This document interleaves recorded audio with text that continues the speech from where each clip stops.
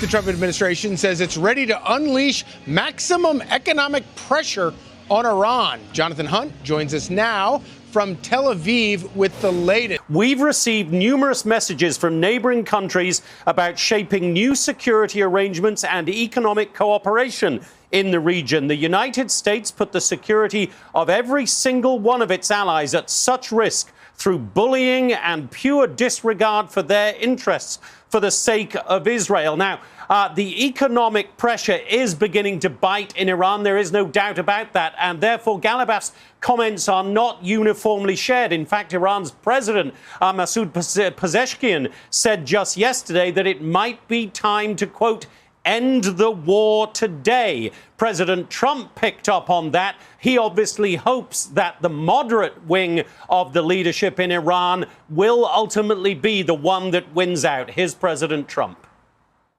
They are now coming around because there's not much they can say.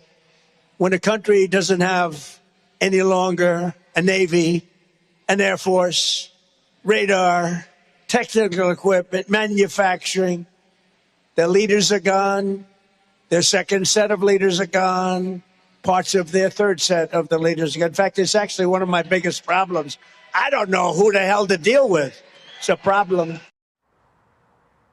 Now, on Monday, Treasury Secretary Scott Bessent will lay out a whole new raft of sanctions to isolate Iran.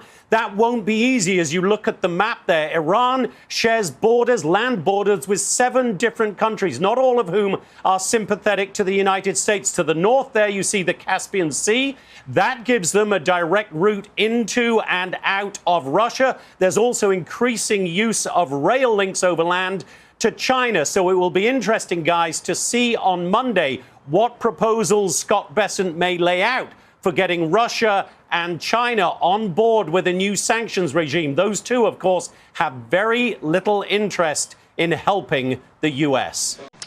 South Korea has been protected by us for many, many years. And during my first term, they agreed to pay close to $3 billion a year for protection because we don't, they essentially weren't paying. And I asked them to do that at my request. I said, not right. They weren't happy about it, but they agreed. I asked for $10 billion, and they were very unhappy. But we agreed for a short term that it would be $3 billion, and next year it would go up, and the next year it would go up, so they start paying for their protection. When the election was rigged, and I ended up watching for 4 years and then coming back, I watched Biden rescind that $3 billion a year for whatever reason. When I called recently the president of South Korea, who I like, I think he's very nice, actually, but I called him, I said, would you like to give us a little hand? We don't need help with Iran, but if you'd like, give us a hand with Iran. He said, no, thanks. And I said, wait a minute, we have 39,000 soldiers over there guarding you from Kim Jong-un, your next-door neighbor, and you're not going to help us on a very easy military operation in Iran? That's strange. No, we'd rather not get involved. I say, well, why are we involved in helping you? So, and I want to help them, but, when you ask somebody, would you like to give us a hand, and they say, no thanks, and then we're guarding them from a country and paying ourselves billions of dollars, it's costing us billions and billions of dollars to protect not only them, but other countries. Look at NATO. We spend hundreds of billions of dollars protecting Europe from Russia. Hundreds of billions, mostly from Russia, but from other things too. And then they say, well, they don't want to get involved with guarding the strait where they get most of their oil. They get 50% of their oil, and they don't want to get involved. Why are we doing it? So all I want is fairness. And South Korea, I get along with them very well, but they were paying $3 billion a year, and then they convinced Biden that I was probably a bad person and they shouldn't, and he immediately rescinded that order. So we were getting paid. We would have been getting paid a lot more, but we can't go around and protect all of these countries, especially when they're not there to help us. They have no money. They have no Navy. They have no Air Force. They are not paying their soldiers. They're not paying their police. They have 350% inflation. So we're just going to sort of see what happens. And, we have total control, as you know, of the border. We have total control. If you look at the blockade, we have total control of that entire region having to do with the Strait of Hormuz. And that means well into it, the land areas.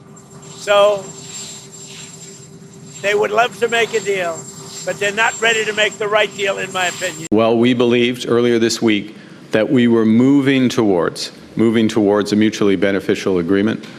In recent days, the United States proposed new terms that were uneconomic, unfair, and undermined the net benefits for Canada and called into question the reliability of any deal.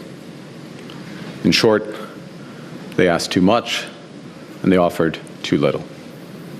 More fundamentally, the cumulative effect of U.S. demands revealed the limits of their commitment to a true economic partnership. As I said earlier, as a result, last evening I suspended trade negotiations with the United States and directed our negotiators to return to Ottawa. I want to thank Minister LeBlanc and our chief negotiator, Janice Charette, their team. They've worked hard, in good faith, right up to the last minute to defend the interests of Canadians. Now, Canada will match Washington's new tariffs dollar for dollar in order to protect Canadian workers, farmers, families, and businesses. Our response will be concentrated in sectors such as steel, dairy, appliances, agricultural equipment, pulp and paper, and electronics. We'll also include products that are currently subject to unjustified Section 232 and 338 tariffs. This is a focused response to protect and defend our industries and allow them to compete with U.S. products in the Canadian market. In the coming days, we'll release details of these new tariff measures which will come into force the Tuesday after Labor Day. Let me be clear. We take this step reluctantly. Reluctantly because we recognize that some of these measures will raise costs and reduce choice for Canadians. Reluctantly because we recognize that some U.S. companies and some U.S. states are innocent bystanders in a dispute that they did not want. Reluctantly because this trade dispute is preventing Canada and America from doing so much good that we could do together. But at the same time, we take this step confident that it is in the best interest of Canada, and that by rejecting a bad deal, by standing up for Canada, by focusing on what we can control, we will build Canada strong for all. Building at home and diversifying trade abroad is not our plan B. It has been our plan A from the start. Canada will continue to pursue this path to build Canada strong because it's right and because it's working. We're moving rapidly to build major infrastructure. We've already referred 27 nation-building initiatives to the new Major Projects Office, new ports, mines, energy corridors from every region of the country that now represent $500 billion in new private investment. Projects that will help Canada build bigger, move faster, and trade more with the world.